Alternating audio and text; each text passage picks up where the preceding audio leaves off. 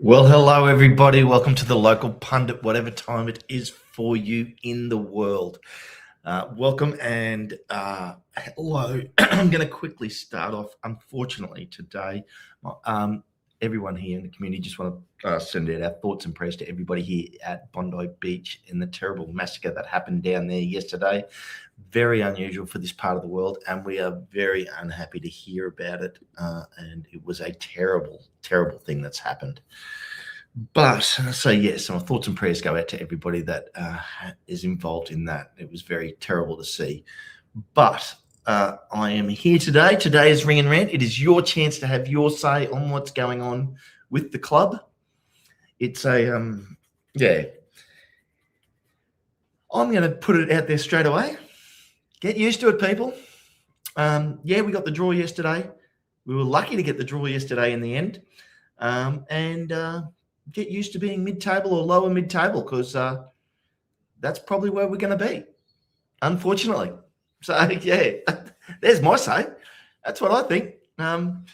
The game itself to me was okay, but that probably just resonates a bigger feeling of that's about where we are in this league at this point in time. We're just okay. So, that's how I feel about how we went on the weekend. I'd love for anybody else to give me their thoughts on what they thought of the game on the weekend. I'm going to put the link straight in the chat now. So if anybody wants to come in and have their say, they are more than welcome. That's what this show is for.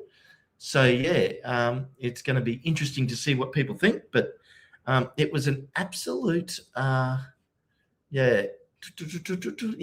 well, I'm hoping you're right too, because, we definitely are missing our wing-backs, and we were a better team then, and we need them back desperately. But by the time we get, especially Kabore back, we're going to be 30 games into the season or thereabouts.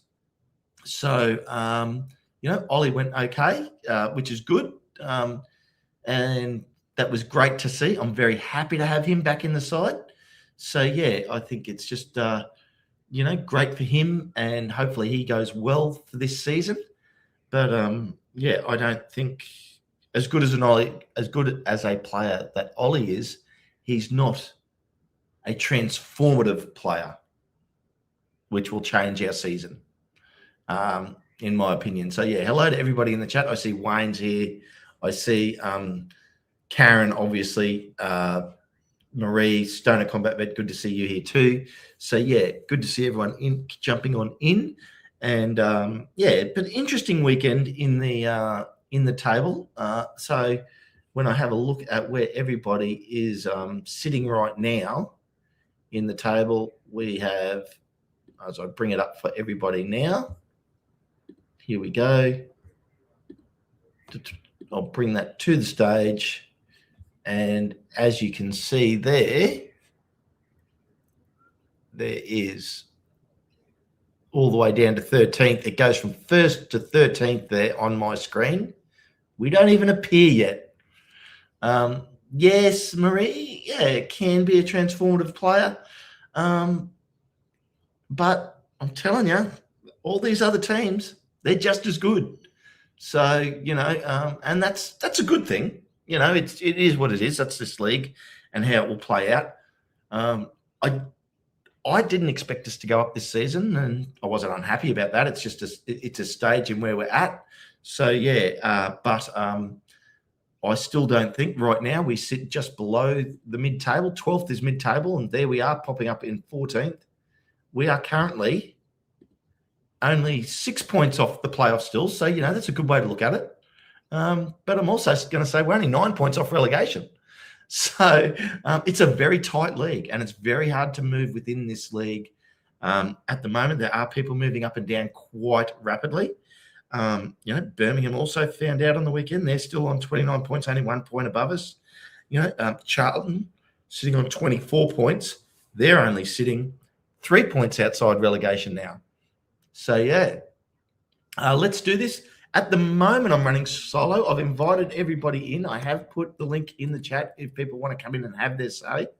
I did see Josh in the chat there. I can see him. So Josh, if you want to come in and have a chat, feel free. Depending on what you're doing, you might be out being busy. It is Sunday for him. It's Monday morning for me. So, yeah. Hello, Jeff, Preston North End. You guys going well? Congratulations on your run, obviously, at the moment as well. So, yeah, it is just a interesting state of affairs right now. It is a very, very tough league to be in, a very, very tough league to move up in. Preston went away to Oxford on the weekend. Jeff, I see, and you got the 2-1 win. And obviously, made Oxford's job very, very hard. When I look at, I'll start down the bottom. Obviously, Sheffield Wednesday on -9, they're in a whole heap of hurt. Like, they are, what's it, 9 plus 20, 29 points off getting out of relegation. They are definitely going to go down. That's just a reality. Like, they are 9 wins, more than 10 wins. They are 10 wins away from getting out of the relegation zone with only 26 games left. So it ain't going to happen for them. The rest of it is all open and available. Norwich have managed to find a little bit of form lately. They've jumped to 17, only, they're really 5 points outside the relegation because they've got to get, technically only 3, I guess, because they could drop Portsmouth down below them. But, yeah, from basically Charlton down, in my opinion, the 17th spot down to 23rd spot, saying that Oxford is going to go. So from that 17th, from Charlton down, all those teams are still in that relegation battle, in my opinion. Yeah. So we will be able to see how that plays out as the season progresses. It's going to be very, very interesting. Yeah, we didn't play well, but we got the 3 points. Yes, Jeff, you did. Yeah, so got the job done, and that's what matters, getting the job done. We only got our equaliser at the very death. We were going to lose that game. But congratulations to the boys for getting the draw in the end. And it's interesting your perspective on it, because if you're leading 2-1 and lose the goal in the last minute, you feel like it was a loss. You are trailing 2-1 and you get that goal in the last minute. It feels like a win, even though both scenarios only result in a point. But a point's better than no points. So that's one way to look at it. So, yeah, that is the bottom of the table. Then when I go to the top of the table, where we will disappear, because as I quickly scroll up, Sheffield United did get a loss on the weekend. A couple of teams that have been in form had losses on the weekend. Sheffield United, Southampton, and Ipswich all had losses on the weekend, the 3 form teams of late. But West Brom had a win and managed to get back up tied with us on points, but not on for and against. Watford have obviously stayed that point ahead of us. Birmingham stayed a point ahead of us. And as I slowly climb there from 28, which, as you can see, 31, 31, 34 is now 6 points ahead of us. And then Ipswich on 34 in the playoff zone. Millwall on 35 and 4th. Preston all the way up in 3rd. Well done, guys. Middlesbrough now 7 points clear of 3rd place on 42 points. So cementing that automatic promotion position. And Coventry, obviously, still flying high on 47 points. So congratulations to them. Yeah, it is a very, very, you have Norwich on Saturday. Norwich have been going all right, Jeff. So, yeah, been going very well. So it has been very good for them. But it is Charlton in quicksand. Yes, let's do this. They are at the moment. And, look, they got the draw on the weekend, which was great for them. But, that was against Birmingham. So I'm not too sure how John feels about that. I have not watched that game. I do not know how it went. I have no idea who was the better team, whether it was just Nathan Jones doing Nathan Jones things and, basically killing a game, which is fine. He gets his point, so that'll be absolutely fine. But, it's a very, very tough league. It's the same points difference from 1st to 3rd than 3rd to 19th. Yes. Okay. Interesting. That is, yeah, it just goes to show you, I guess, from third, which is obviously right there. Third is 35 points, down 35 points. See, we're only 7 points, obviously, behind third place, which is crazy in a way to say. But even though it's only 7 points, people, it feels like a chasm. It just feels like a huge divide. So, yeah, very, very interesting. Yeah, so very tough league, going very interestingly. Some games on the weekend. Like, I can go through some of these games for you. Like, West Brom getting up over Sheffield United. Obviously, Norwich getting up over Southampton in an upset, even though it was at home. I would say Southampton being one of the big form teams at the moment. Preston, obviously, you guys getting that win away, which I expected, 2-1. Stoke beating Swansea 2-1. That one doesn't surprise me, but it was, another game there. Us drawing with Watford doesn't surprise me. I actually don't think we're playing that well at the moment, people. I'm sorry. We're just not. We're not playing that well. Coventry beating Bristol 1-0. Obviously, the leaders of the league. So Birmingham Charlton 1-1. I expected Birmingham to win that game at home after the things they've been doing lately. I did expect them to actually really come out firing. So I'd love to hear someone's thoughts if anybody did watch it, if we get any Birmingham fans in here, how they actually played in that game or what happened in that game. Portsmouth over Blackburn winning 2-1. That's a good win for Portsmouth. Millwall at home losing to Hull City 3-1, which then doesn't make our result look that bad against Hull, but still, that's Hull doing a great job away. Millwall did get a red card in that game. Middlesbrough winning 3-1 over QPR at home. Good win for them. Yeah. Thank you very much, Esteban. Appreciate that. Leicester City winning 3-1 over Ipswich Town. So at home, Leicester City, I haven't seen the highlights of that game either or watched it. Leicester may be showing a bit of backbone. And we still have one more game to play out the week, which is Sheffield Wednesday tomorrow at home to Derby County. So, yes, a very, very big finish to the week. And then, obviously, there are no midweek games this week. So we do get the midweek off. There's no game till next weekend. And we start out the weekend where everybody here at the local pundit is going to have to put up with me doing the watch along and not watch Josh. So, yeah, because he's off to the Cosm. He's a lucky, lucky man. And unfortunately for you, you're going to have to get to listen to me. So I'm going to have to practice up on my danger. I'm going to have to come up with something, see what I can do. Because, I want to discuss the new info about club valuation. Yeah, let's get into it a bit. Let's have a look. So I just have, I think I may have a guest jumping in soon. We'll see. I think they're just getting themselves ready. So whenever they're ready, they can jump in. Okay, let's go. Let's bring him in. Hey now. How are you, buddy? I'm good. Happy Sunday to you. Happy Monday morning to you. Thank you. Yeah. I just want to, by the way, sorry what happened in Bondi. Hearts go out to you guys, man. Yeah, it's we have a gun ban here in Australia, so people can't buy guns. So this is such a rare occurrence. Like, I can't remember the last shooting we had down here. I'm sorry, man. Very long time ago. So, yeah, it was aimed at the Jewish community, unfortunately. For anybody that didn't know, people celebrating the first day of Hanukkah.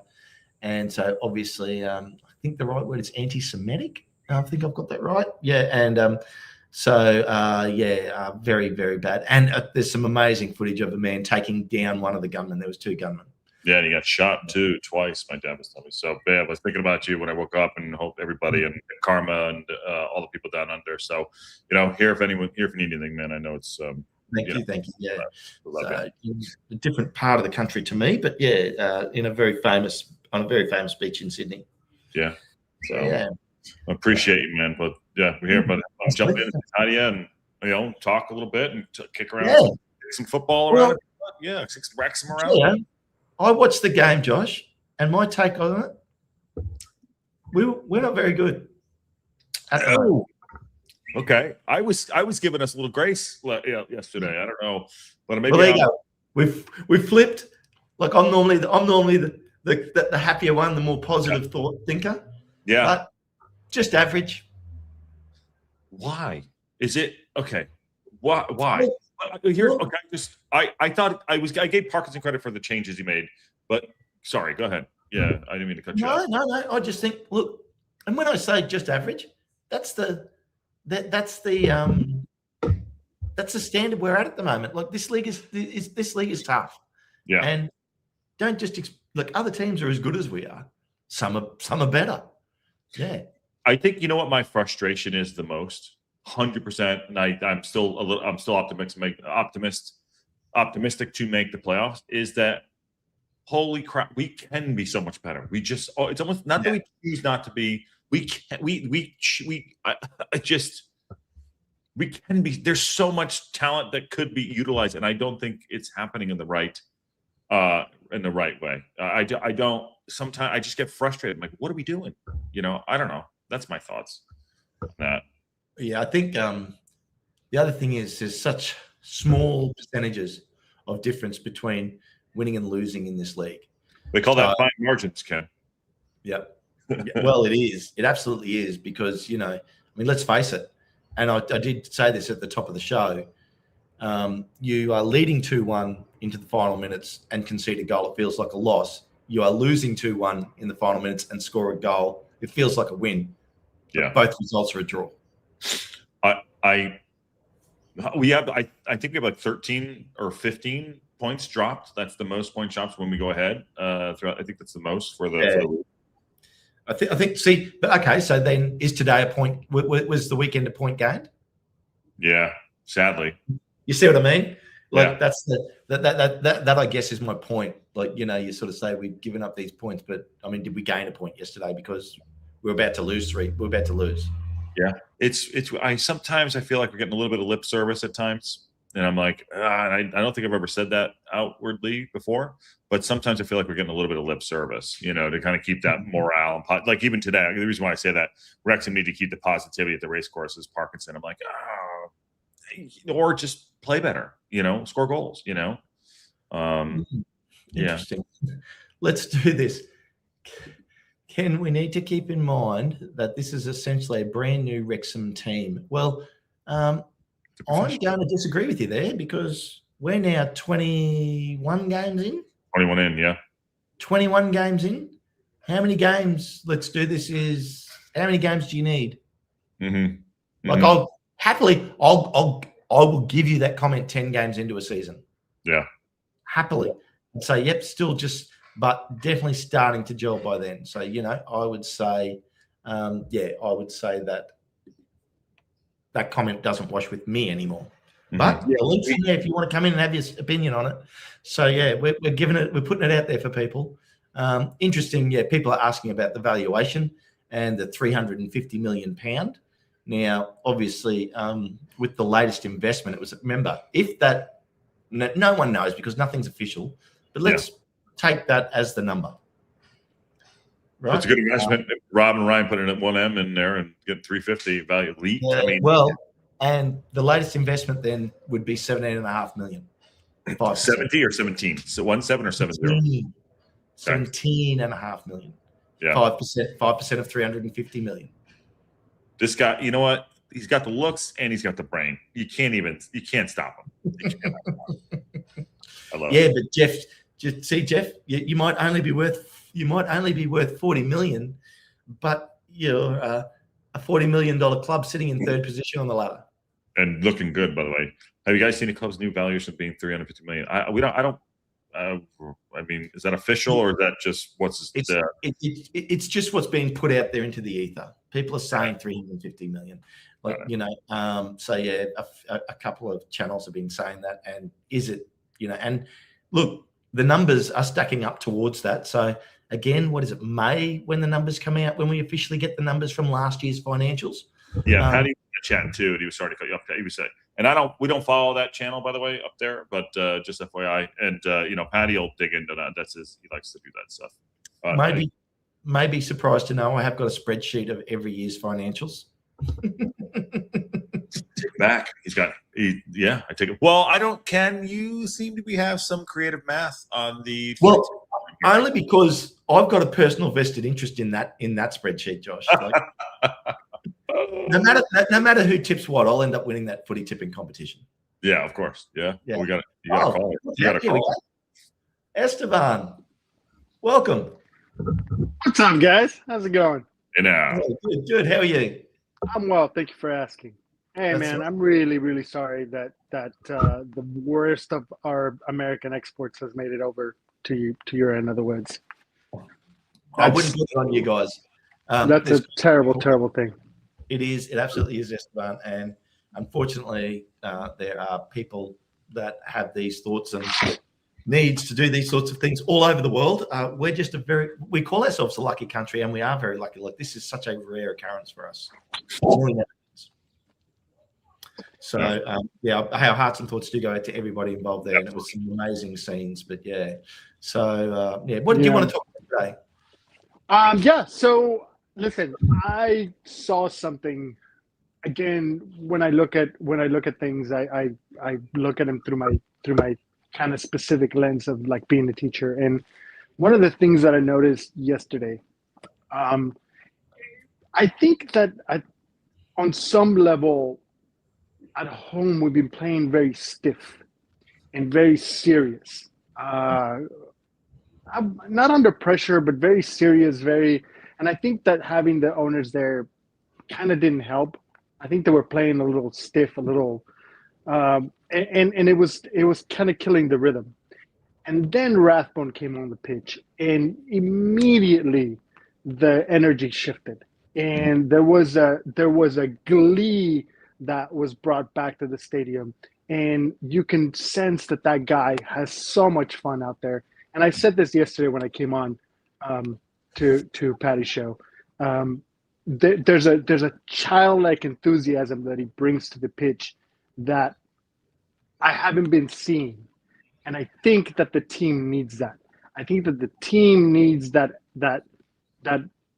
injection of joy.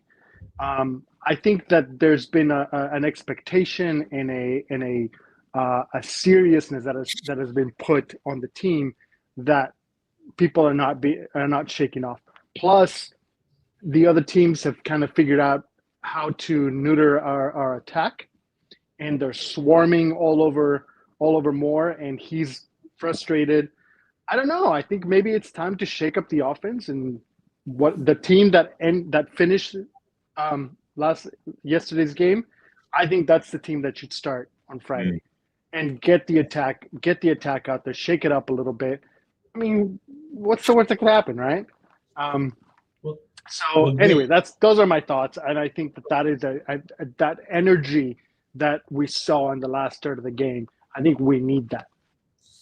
So. Well, it's interesting you say that, because talking about that energy and that childlike enthusiasm. I was having a good chat with Wayne the other day, because obviously we live in the same city, or pretty much in the same city, and he was saying we don't have enough youth in our team, because he said when he was playing professional football, the young players bring that, and it actually brings the best out of the experienced players, because it makes them, it energizes them.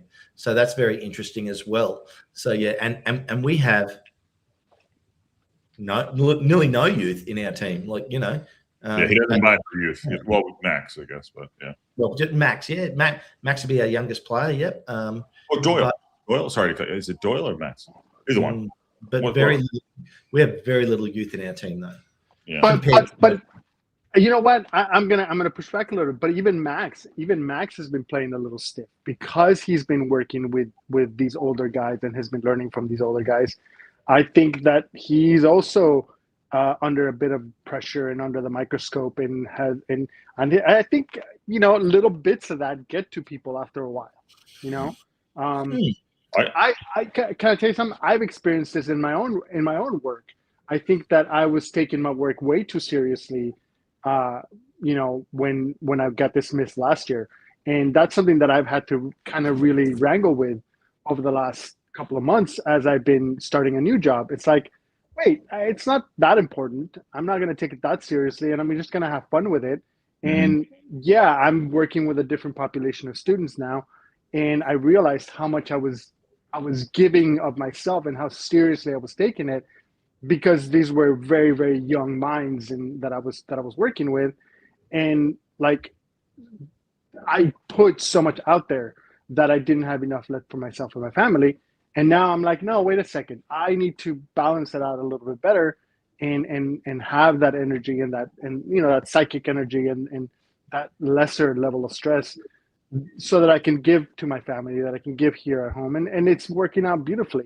And honestly, a lot of it had to do with me kind of stepping outside of myself and immersing myself in something else. And that's what this community has been. I've been super, super lucky to have a lot of people that I've been able to gain a lot of perspective from. And so for that, I'm grateful as well. So, I think that these players have been, there's a bit of pressure, and I think that shaking it up and bringing some youthful enthusiasm, and letting the young guys kind of drive the bus for a little bit, I think it might serve them well. Mm. And especially going into the holiday season. I mean, what more do you want but to bring joy and enthusiasm to this time of the year? Yeah. We got. I got a couple in the background here too. We're going to. I asked Matt. That's actually a really good shout. And obviously we appreciate the just the 360 view on that too, which is great too.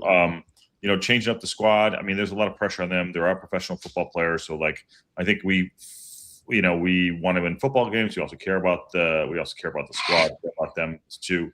I mean, listen, it's always going to be a tough season. It's not over yet. I mean, never leave a Wrexham game early, but we do need an injection. But Parkey did make 5 changes yesterday, which is good. And he's talking about changing the formation. I don't know if you guys listened to him afterwards, which is good. I think he's evolving. There just seems to be a little bit of a malaise, and maybe that's because of the pressure. I don't know. Y'all, Patty, you can come in whenever you want. Obviously. Let's turn it into a 5-way show. Let's go. Let's do this. Yeah. Oh, look at that. And did you see how, like, my professional organization, I got like the moderator guys at the top, totally random. That's just that. Wow. Yeah. and then there's the rest of us who don't like to show our faces. No, we've seen your face. You got the smart people at the bottom. Yeah. What's up, guys? Okay. I just had a quick look there because I was interested. And I went back to see when the last time Kabore played. And since he's not been available, and obviously Kikachi has been out a little bit longer, we have gotten 7 points in the last 6 matches. Oh, which is barely above relegation. Is that 3 draws? Sorry, 3 draws, 1 win. Oh, yeah. Wow. 7 points. You said it would be 4 draws and a win, I'd say. Yeah, sorry, four draws and a win. Yeah. Oh yeah. And two losses in the 7. So that is not great. This is where we are. Now is not the time for experimentation. This is survive. This is stay as long as you can at the moment. We need to get through to get our best players back. We know we have a weak team on the field. And I think because we were on that run of not losing and it looked really cool, we got away with it for a while. It was vaporware. We were a bit positive about it. But now that we've had this run of 2 draws and a loss in a row, that actually is starting to show where we are right now. And we need to survive till January. And I don't think massive experimentation is what's needed right now. They are doing the best with what they have. A couple of changes here and there, yeah, no problem. But there's actually not a lot you can do. And Esteban saying put out the team we had at the end of the last match, that was a team that was chasing a loss. If you actually look at it, we were missing defenders, we were missing midfielders because we were putting on everybody in attack. You cannot start a match like that. I agree with that, Patty. It's not a good team. Listen, I agree with that, Patty, but yeah. It was also a team that was pushing the attack and like kept the pressure up and made it exciting. I don't Because know. we're losing. I think Because we're maybe losing. having a little bit of that and putting a couple of goals on the on the scoreboard. Why not? Why not? Because you can't do it. You can't just go out with that intensity. It's suicide to go out and just start all out attack like that, because you're going to find yourself 2 goals down. It's why teams don't do it.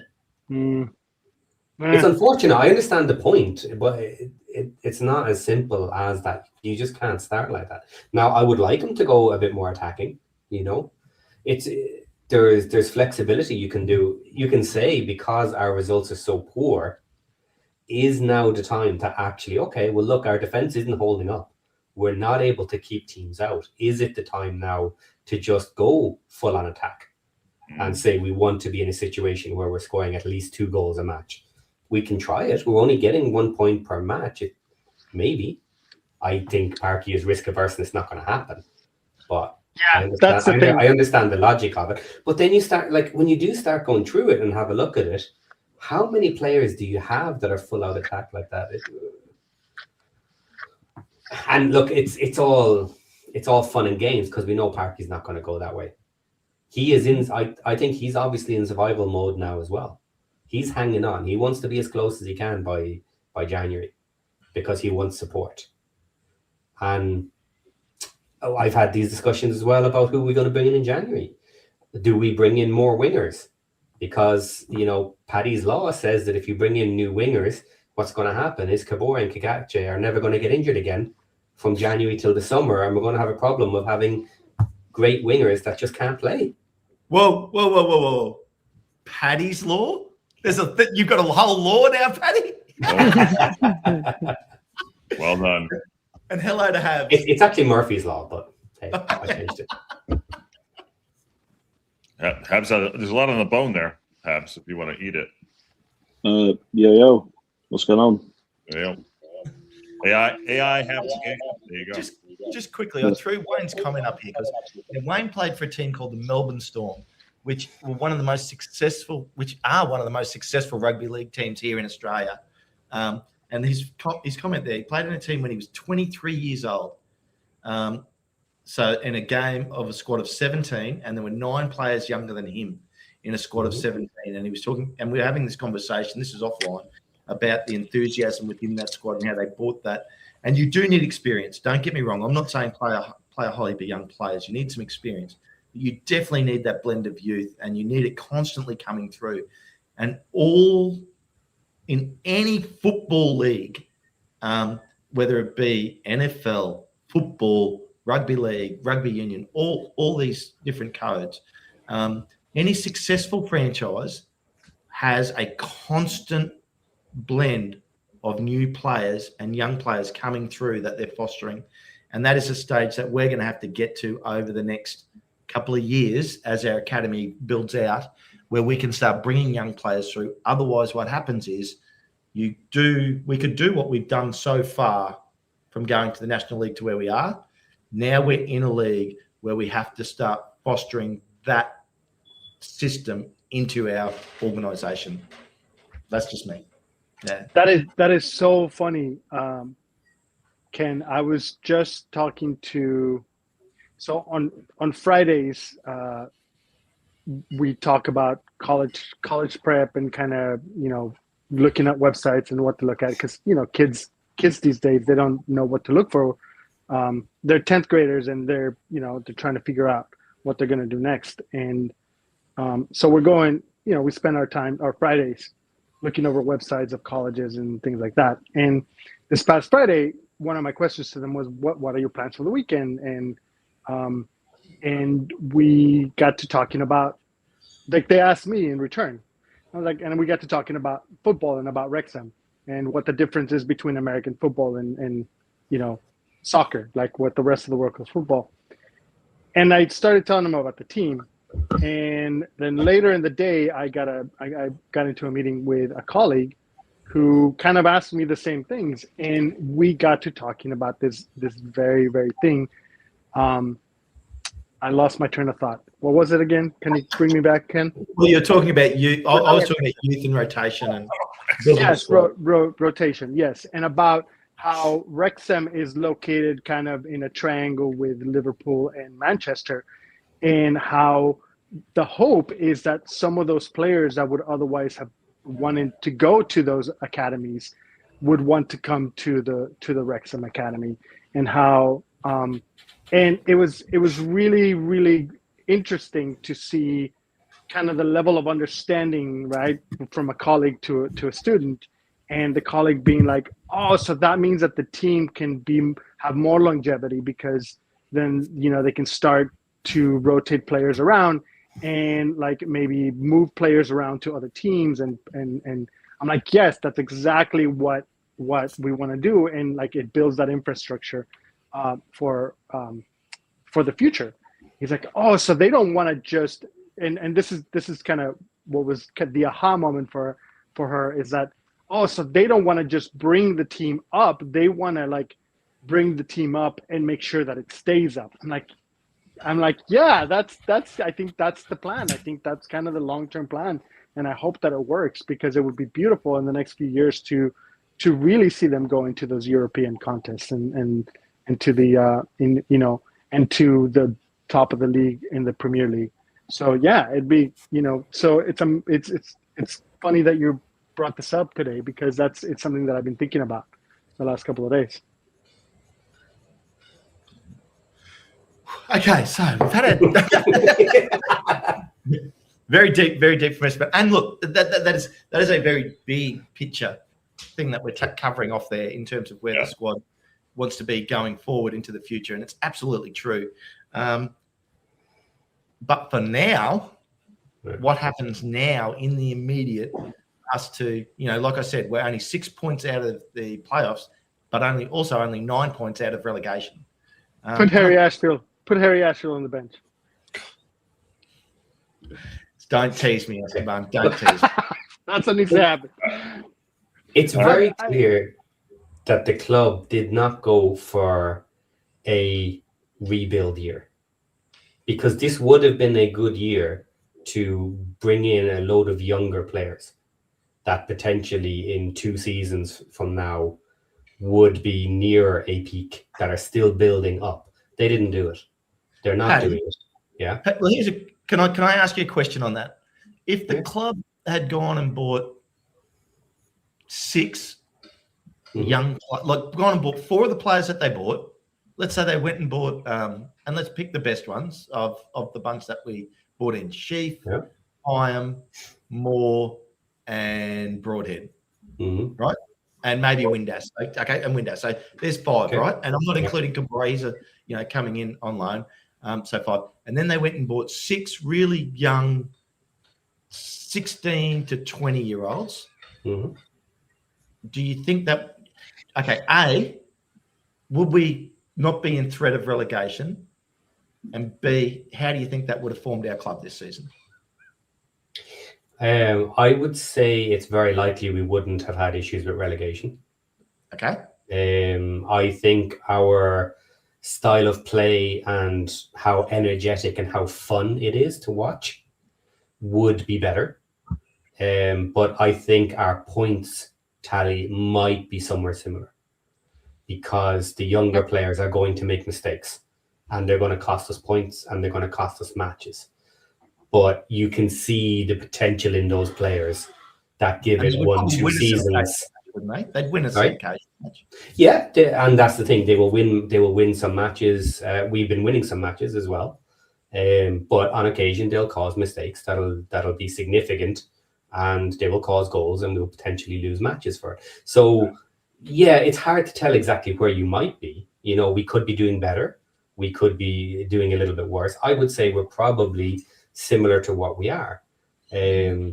But long term, it probably would be better. Yep. But what did the club actually do? What was their aim? And here's a question back. Do you believe the club was trying to push for a playoff this season? I'm not totally sure, but they didn't go young. They did bring in some more experienced players again. And looking at what we're getting out of our older players, our League One players right now, if you bulk those players up with really young, fast players, I think we'd be an okay team. Well, yeah, and that question back to me, I guess my answer to that question would be, look at your point on Kabore and the speed, and obviously we know he has speed, and maybe the players that we were going to bring in wouldn't be at Kabore level, but they would have his speed and his enthusiasm. So I think that, yeah, and I guess it comes down to a whole philosophy of a management and team on where they want to be. And maybe, look, they stuck with the formula that they knew. Yeah. They went and tried to buy the experience to get the job done, which worked previously. I guess I'm now going to throw that question to Habs. As a fan, Habs, would you be happier or less happy, unhappier, if we had gone down the route of bringing in a bunch of youth players, of say 6 youth players, of which 4 maybe only got a run because the other 2 turned out to not cut the mustard on the training? Would you be happier or unhappier with that type of play, with that type of thing? Depends on the quality of what you're looking for the kind of play style that you're going to employ as well, because everything comes down to the quality of the player, the type of play style you're going to be using, how well they're going to be able to employ the tactics you can use on the tactics and strategy you'll be able to use on the pitch. So there's a multiple set of there's a multi-layered set of parameters that you have to be able to fill within that. So if you were to have young, fast wingbacks, for example, that would help. It would help us significantly because it improves the level of energetic nature of our play style, and that's something we definitely need. But it also depends on the skill level and how well they work with the players that we have. Here's the thing: you will always need a mix of youth and experienced players as well. You can't not get away from the experienced side, because those guys know how to deal with the intensity of something like the Championship. There's a bunch of youth players right now that are currently in League 2 and League 1 but haven't progressed onwards. So I guess you've sat on the fence there a fair bit, but I think that basically, but I think the basic premise was there that the youth, I think, well, for me personally, the youth I think would be a good thing, because you're finding those 1 or 2 diamonds in the rough that totally transform your team. Yeah. Of course. But there's you could go down the Bolton route where they're just completely filled with youth players. And the only diamond from that is Thomason. And we've taken them. He was the oldest person there. And he's still young as well. He's their senior player. Yeah, but to be fair, though, kind of the way we're discussing this now, though, that's not a Bolton, because we already have our experienced players left over from last year. So we have the experience in there. And with regards to how we play with the youngsters, or whether we play a passing game, I think it's been shown that Parky is trying to bring more energy and more passing into our play. So I think that would potentially work for what he's trying to do with the team over the long term. I want to go back. I want to go back to what something, if I can. I want to go back to what something Ken said. He said that we bring in all these players and a couple of them don't cut the mustard, right? Mm-hmm. And I'm thinking to myself, isn't that exactly what's been happening? I mean, we've got Hardy who's not being allowed on the pitch. We've got Connor Cody, who's where the hell is he, right? And who else? Who else have we? Thomason for a while. He wasn't getting on the pitch. I'll say something about that. No, Esteban. I think Parkinson's making some mistakes. Oh no, I listen. I don't disagree with that. I think that some of the purchases over the summer were duds, but you're gonna have that when you bring in 13 people. You can't. There's no way that is not gonna happen. So I think that negates the idea that bringing in a bunch of young players is going to cause that. Now, the odds are probably better that's going to happen, right? Esteban, I'm saying he's making mistakes with his selection. That's what I'm saying. So, I agree. I think that what I was hoping from the beginning of the season is that there were going to be several rotations, and you see glimpses of that, and he's just not pulling the trigger. I think that is the mistake he's making. I think he does have the personnel to make the rotations. He just doesn't. He hasn't grown. He hasn't grown the balls big enough to do it. So, I disagree with that. I disagree. But see, like that $10 million, you get 5 young players, $2 million a player easily for $10 million. And Marie, I think absolutely we could afford to do that. And we are that's exactly where we are now.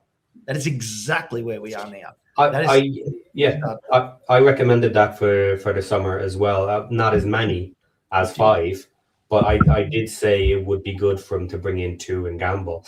And of course, what was thrown back quite quickly by some people was, oh, look at what they did with Foul. What a waste of money. Spending 700 on Foul. But it's not always going to work. And this is what you need to understand about these young players. And sometimes when you do it, you have the longevity there with them for 3 seasons. They might be horrendous the first season. It might take them a full year training with the squad to actually build up to where you want them to be. And you have to be willing to take that on the chin. Paddy, and for your Mo Foul scenario, 5 young players at 10 million and one of them works out and the other 4 don't, that one young player is then worth 20 million. Mm-hmm. Yeah. So your investment's been totally worth it. Yeah, in the long term, if that's what happens, it can make itself. But the thing is that the squad that we have, it's not really a squad that's. We brought in 13 players, but the kind of players that we have are most of them are championship proven. Some of them have come up with us, but they were also in the championship as well. The only issue is that even if we would try to get ourselves some youth players to do this, we would need to figure out what we're doing here. And the thing that, and it's kind of obvious to us that this is not a promotion squad. This is not a squad ready for promotion at all. You can get to the playoffs. They can get to the playoffs. They can get there, but there's a lot more that needs to be built on there. It's just laying the foundations first for the kind of players that we need, and then we're going to need to get those youth players in that can provide that energy and that kind of. You say buy the youth or bring them through? Buy or bring them through? Yeah. Either. Habs, I think you said 2 things there. One, I think you're absolutely right on, which is this team, might get us to the playoffs, but they're not ready to win the playoffs. I agree with you there. The one thing I wouldn't agree with is the fact that he doesn't know what he's doing. He's got his system and his process worked out, Parky. He's been very unlucky in the fact that he's lost his wing backs. He's good wing backs. So he's been unlucky in that regard because it's totally hamstrung his system, his style of football.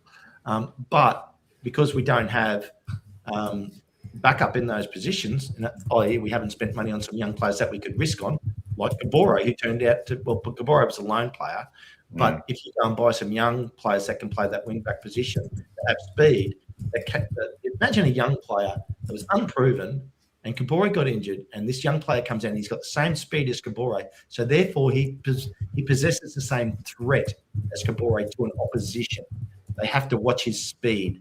At the moment, opposition teams do not have to worry about getting beaten for speed down the wings by our current squad. It's not that the only thing. It's also the rest of the squad as well. We do need that youth in there, but as of right now, we're having to rely on the experienced players and experienced championship players, and maybe former Premier League players as well. That we would need these particular players in the squad to be able to give everyone else an idea of how to play together as a unit. Now, I'm not saying Parky didn't know what he was doing. I'm saying is that we are basically coming into this with a particular type of set of players. I mean, we had to get rid of our legacy players. Like we had to get rid of them. There was no other option. And only a few of the legacy players were able to play and continue on, because they wouldn't have been able to survive in this league, and they don't actually kind of understand how this place, the league functions. And by getting that, we've at least put, like, let's say, a down payment of what we actually know and what we need to do. Yeah, I'd like to go around the horn on Marie's comment there. Those 4 players would cost Parky his job. We'll start with you, Habs, and go anti-clockwise. What do you think if and make it quick? Those 4 young players don't work out would cost Parky his job. Do you think that's the case or not? Depends on how it works out. It depends on how it goes. I said to make it quick, Habs. You've sat on the fence again, Habs. Yeah, okay, Habs, you're going to get a yellow card if you sit on the fence one more time. Oh my God! How does it feel? How deep is it? Esteban, AI Habs went on the fence. I love it. Esteban, what do you think? Do you think? Okay, so that's kind of already happened with Foul. Didn't cost him his job. Maybe what's the other guy's name? Winger. Aaron. Who? Aaron Wheeler. Aaron. Yeah. No. Aaron James. No, not Aaron James. The winger that. Bolton. Bolton, yeah. No, not Bolton. Even further back, the one that came in back in. No, the one that. He's not a winger. What's his name? Black guy. I think we got to talk Mendy. about Not Mendy, the other guy. Mendy, yeah. But see, Seb Revan. Seb Revan. Yeah, Seb Revan. Thank you. So Seb Revan, two examples of guys. Yeah. See what I mean? So these are two examples. This just reiterates my point. Yeah, these are 2 examples of players who had flashes of brilliance, but didn't really work for the system. Parkinson didn't use them. Yeah, he didn't use them. Yeah. He never used them. And he relied on James. And that's the point I'm trying to make. Is that he brings in these guys that have a lot of potential. He starts to develop them. He doesn't use them. I think that's the part that's going to cost him his job eventually. Because if he's bringing in players that he spends money on and he starts to develop them, that's more investment into them. At the end of the day, he's not using them. That's a little negligent on his part, and I'm afraid that would happen if he continues to do that. That's the part I think that would cost him his job. Now, if they come in and it takes a couple 2-3 seasons for them to actually show the brilliance and actually like work out. No, I don't think it would cost him his job. So yeah, I'm riding the fence a little bit, but you two. I asked for a short answer. You give me War and Peace, Paddy. No, listen, I'm going to give you a teacher's answer. Yeah, wouldn't, and why not, Paddy? No, why wouldn't it cost him his job? because it's almost a perfect scenario for Parky in that he has his experienced players, he plays his experienced players, and the younger players get their training with the team, and they get injury cover. So he doesn't have to play them. And if they do prove themselves in training, and maybe they will prove themselves in training because they'll be quicker and faster, then great. But no, if they're brought in specifically to be young players, to be extra to the squad because they're under 21, then they will have multiple seasons and they will be told that. You will fight for your spot to get into the squad. You're probably not ready yet, but you have time. So fight until you prove yourself. Yeah, fair call. No. Josh? Don't you dare give me a long answer, Josh. No, I'm going to give you a proper adult person answer. Impossible. You can't. Not from me, obviously. It will not cost him his job, but Parkinson is the blessing and the curse at the same time. Yeah.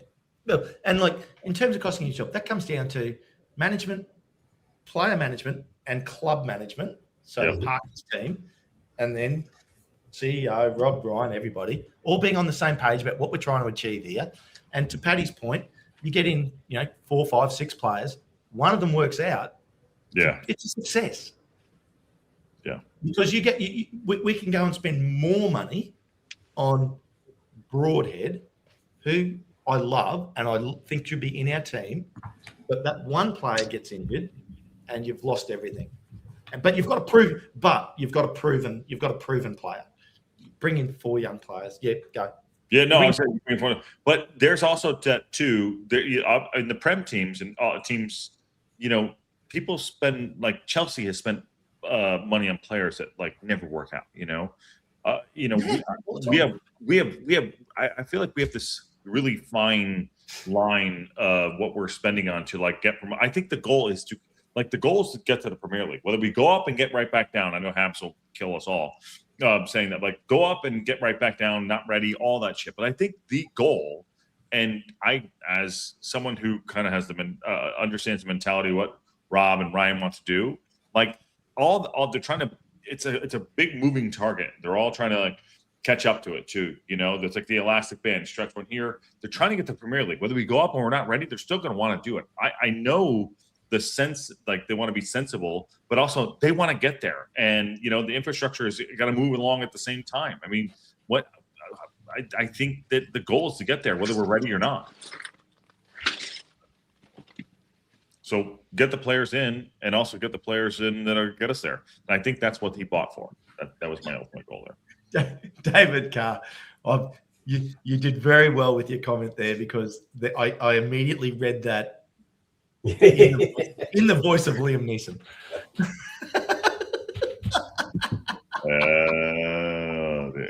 Very good. Very good. Well done, David Carr. Where are you from, man? It's well done. That was very good. Yeah. Well, are you going to bring it up? Are you going to do it? You got to bring it up. Bring it up. Yeah. That's a great comment. Yeah. Very Imagine well done. Parky saying to his experienced players, "What you have is a very particular set of skills.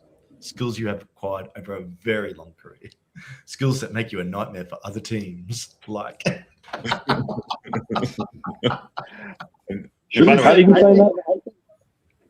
Paddy would have been better at reading that. It's got to be deep, and you got to have the right. You want to go take 2? That was take 1. Take 2. No, Paddy, I'll tell you. Paddy. Next time I'm over at the race course, I have to ask him to say that. That would be hilarious. I have a particular set of skills. Yeah, well done. Nice. But I think that's what Rob said to Parky, actually. That's at some point in the past. Yeah, maybe. Look, Parky's had the full backing. You hear it in every Welcome to Wrexham show. In Parky, we trust. He's got the backing of the owners. Yeah. So he's able to go out and do what he wants. But I think now, like from the National League to where we are now in the Championship, we were able to, as crude as it is to say, buy our way up. Right now, we have to discover our way forward. Yeah, we have to build our way up now. Yeah, I don't disagree with you, Ken, but how long is that goodwill going to last? No, but seriously, how long is that goodwill going to last? Because at some point, like... well, that's exactly what I just said, Esteban. I said we have to build our way forward. Well, like like Josh was saying, the kind of the goal of the owners is to get to the Premier League, whatever it takes. So at some point, the careful approach that Parky's taking may not serve him well in the longer run. Habs, I think, is the one on this panel that has the biggest problem with us going up this season, right? I would suggest that. And I don't, Habs, not to call you out, but I appreciate that side of it too. Because let's go now. Yeah, to Esteban's point, like I don't think like he has taken it safely. I think they have taken a risk. They went and spent big money for the leagues they were in to go up. Now, if you want to continue that model, you have to go and spend $150 million. Mm-hmm. Josh, I think I'm on the same. Go ahead, Habs. Go ahead. Habs, go ahead. Habs, go ahead. If you want to get to the Premier League, you're going to need to, and you want to be staying in the Premier League, you need to spend 200 to 300 million. Yeah, that's to stay in, but to go up, Tabs, what would you need to spend in this league to go up? About 150. Thank you. Yeah, I think I'm gonna take that side too. I don't think we're ready, and I don't think that this was the season that they are wanting to go up. And I get it. we're all enthusiastic about the rise and the back to back to back, and let's have another one. Yeah, it's all well and good on paper, but it's not really. I don't think it's a thing that we should all be holding our breath for. I think that is something that will come. I think it's inevitable at this point that Wrexham will be in the Premier League. It's just, I think it's just going to be a matter of time. I think that this year Parky is playing it safe. My question is, how much longer can Parky continue to play it safe? At some point, he's gonna have to take risks. He's gonna have to get more aggressive, and I'm hoping. I've been beating this drum, and I jest, right, like put Smith and Hardy on the pitch at the same time, right? Let's see what happens. And I've been beating this attack. Let's get the dogs to attack drum, and it's for a reason. I think it's time to shake it up. I think that I think it's been time for a few weeks to try something different, because they figured us out, and so that's kind of where I'm at. The thing with that is that Parky hasn't necessarily been playing it safe. Where we are right now, he's kind of tied behind his back due to the depth that we lack in terms of the player quality that we have. I mean, part of as has been noted over and over, and it's not only on our channel, Rob Ryan Red, what else is the other ones? I can't remember the other ones, but everyone knows that our wing backs are part of our system of being able to go from defense and attack. We're kind of where we are right now is kind of remarkable for the fact that we're doing this with one hand tied behind our back, and we're still able to push forward. Now we can play aggressively, and we can play that style, but then there is a cost that comes with that as well.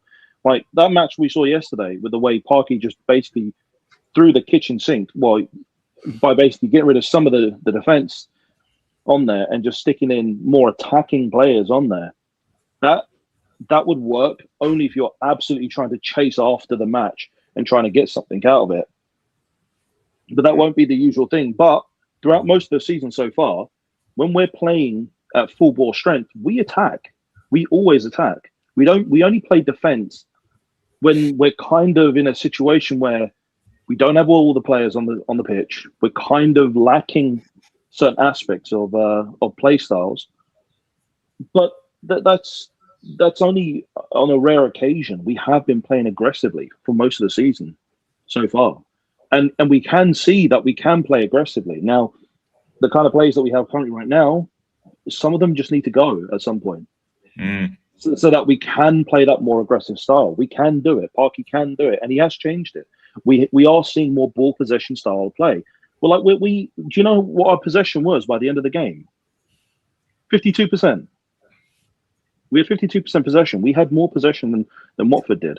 That's not normal for Parky. It would usually be as close to half or around 40%. But we're getting to that point where we are becoming slowly more comfortable towards that more aggression, that more high pressing style of play.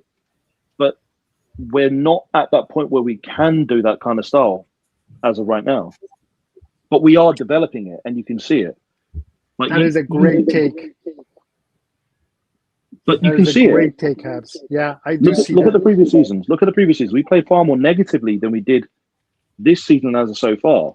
And the only reason why we play negatively is because we don't have anyone else to be able to push the game further forward. And if we do put those people in, are they the right players for that particular match? And can we do that? Can we go on the transition and score and do that kind of damage? That's a good take, Cavs. I see that too. Now that I step back from it a little bit, I do see that, and I do think that Parky is learning. I do think that Parky is starting to become a little bit less risk averse. So I hope that we start seeing some of those dividends pay off. So, but we do need our wingers back. No, that's right. Yeah, that is as clear as the nose on our face. Glenda, which statement of mine was dodgy? I'm just curious. Not that I Saying that we bought the way up through the other leagues. well, we did. We did. I agree with you. Yeah. Yeah. This one. And that's fine. Ourselves in Birmingham last year. We had the best squads. We bought the best players. We were at the top. Now, look, we had a little bit of a tight end to the season because buying the best players kind of available compared to everybody else doesn't guarantee you anything, but it got us there at the end. Well, in the National League.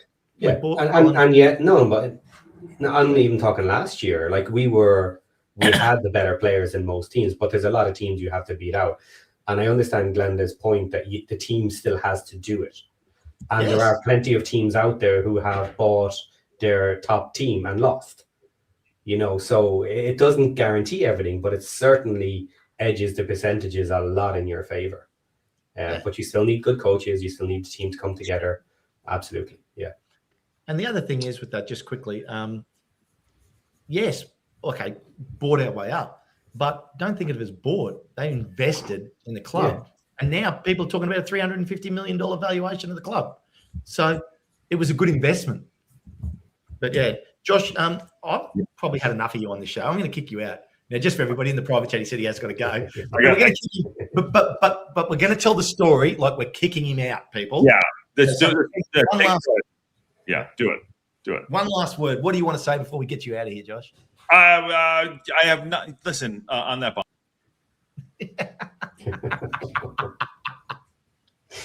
And Jeff, our Preston North End fan in the chat there, was talking about how much money you need to spend to get up. You mentioned 150, and we might spend 150 on our squad before. We can still hear you. Yeah, we can hear you, Esteban, so it's something on your end. Yeah, keep going, Paddy. So we may spend 150 on our squad by the time we get promoted, but you don't need that much money. It could be a lot less. You can get out of the league through a playoff. Look at Sunderland. We mentioned them earlier. Their squad wasn't worth that. They had brought in a lot of younger players. It was still a decent young squad, but then they brought in 15 players for their Premier League team, and they spent just over 200 million on their team. Now, can we be too early going up? I have made this argument before, kind of. You would want a stronger squad before going up to the Premier League. But if you do a Sunderland, which I assume we will, we'll take the 200 million TV money and spend it. And I'm sure Rob and Ryan will sell off another portion of their shares to the guys waiting in the wings to buy them and take a bigger share.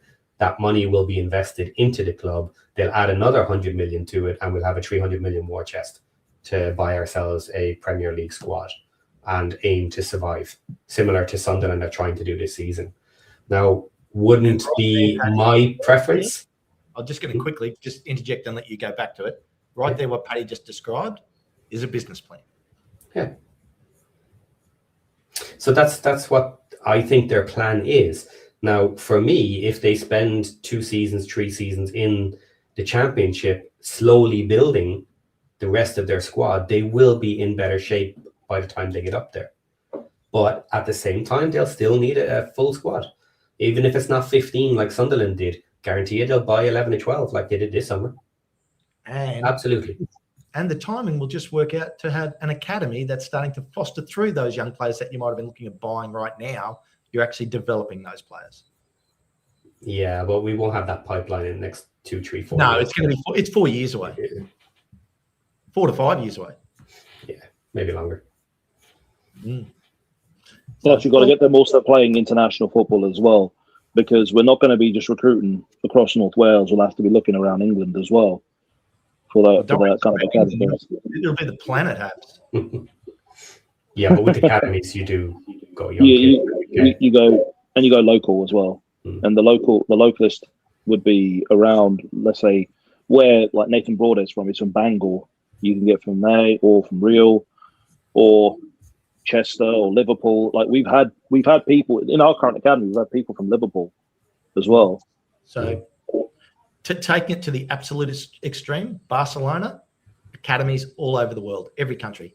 There's Barcelona academies in every town in Australia. But that's Barcelona. I'm just saying, taking it to the extreme. That's like extreme. That it's like they tried opening up academies. I can't make it any more clear than that, Abs. It's extreme. What I'm saying is, as we build our academy, we will then build, and we will probably start to recruit more around the UK. But then if we are successful and we do become a powerhouse, that's what you start to build towards. Yeah.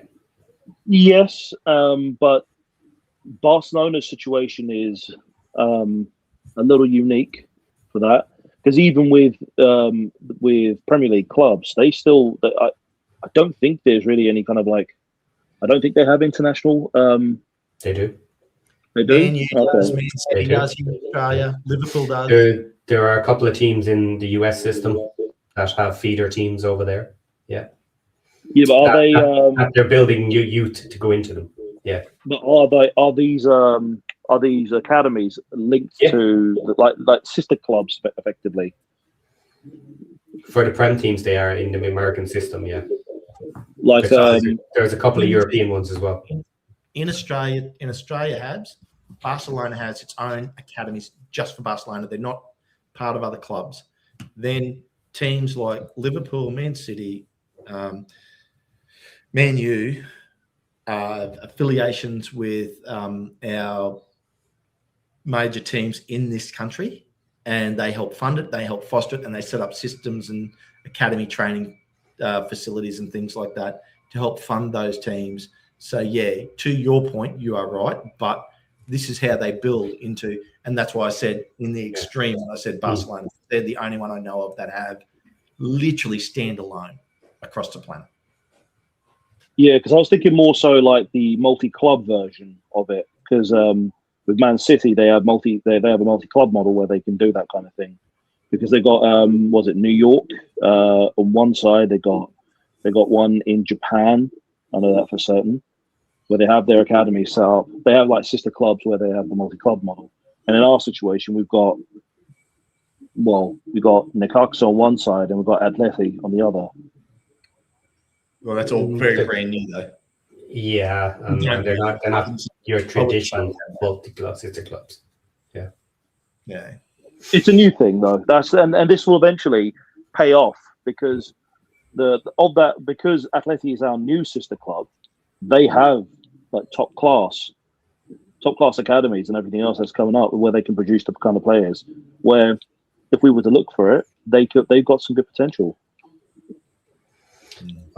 One thing I've thought about and have mentioned a couple of times maybe is the idea of a sister Welcome to Wrexham show based around academies and based around our academy. So you'd start off with our academy.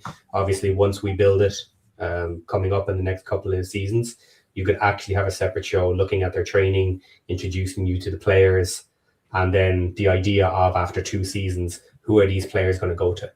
What teams are they going to get linked to? Who are we going to sell them to? Are any of them going to get to play with the first team?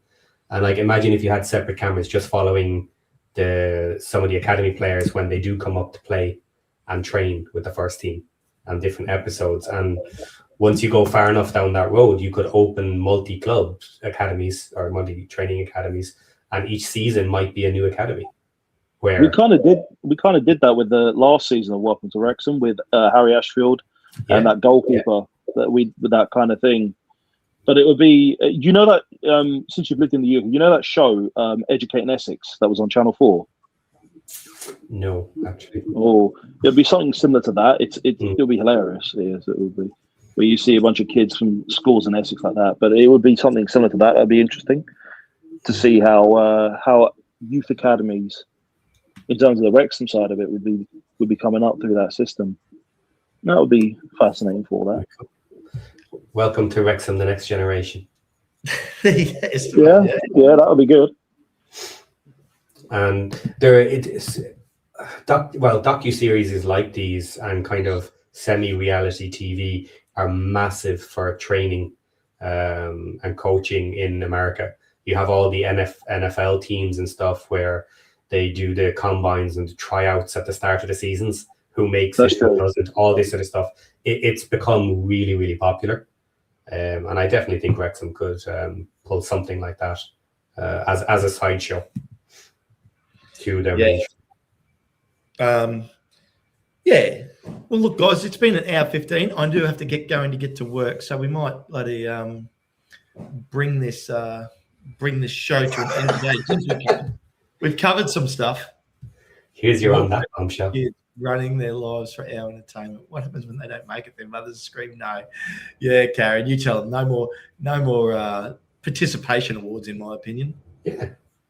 Don't make it, you don't make it. We had that in the Welcome to Wrexham. One of the kids didn't make it, and one. Yeah.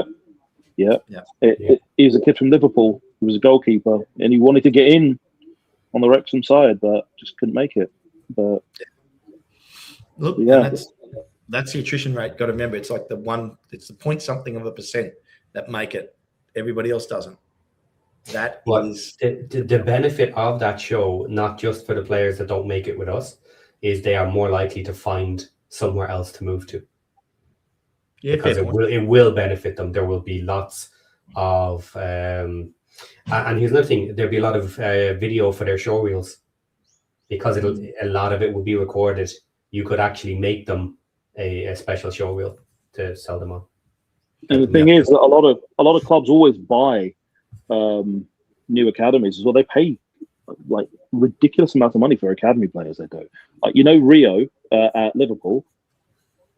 He started off as he's 16, right? He's now one of the new graduates, because they call them scholars, but he's one of the new graduates, and he was in the Chelsea academy. He was, and Liverpool decided to buy him for their academy, and now he's on the first team. Yeah, he scored against Newcastle. Ken wants to go. Let's go. You guys are just rambling. You've gone down a rabbit hole.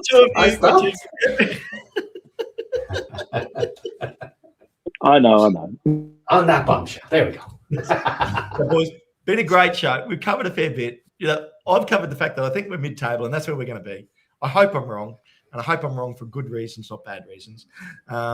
So we do get the weekday off, Paddy. So you got Champ Chat tomorrow? Yep. Champ Chat tomorrow. Hop in, listen to all the experts, Paddy, John, Aaron, whoever else comes in as a chat to them. I don't know. They talk things that matter.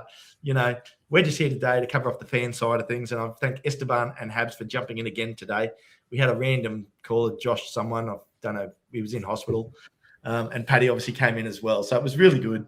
On that bombshell, I think we've got Champ Chat tomorrow. Don't forget to like and subscribe. Become a member if you want to.